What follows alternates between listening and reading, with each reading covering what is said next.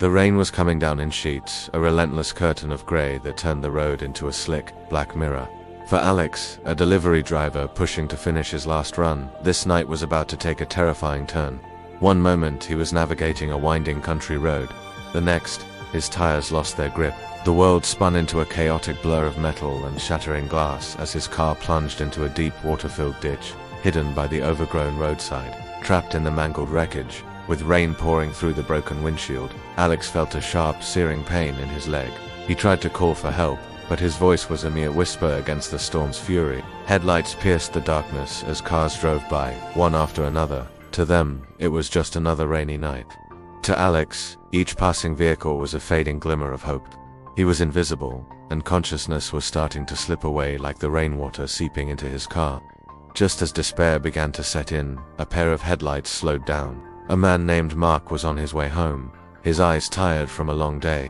But something caught his attention, a tiny, broken piece of a red reflector glinting on the edge of the road, a small detail out of place. Most would have driven on, dismissing it as road debris. But Mark felt a nagging pull, a gut feeling he couldn't ignore. He pulled over, his hazard lights blinking into the storm. Grabbing a flashlight from his glove box, Mark stepped out into the downpour. He followed his instinct, scanning the dark, dense foliage along the roadside. The beam of light cut through the rain, and that's when he saw a glint of metal, the shape of a car nearly swallowed by the darkness.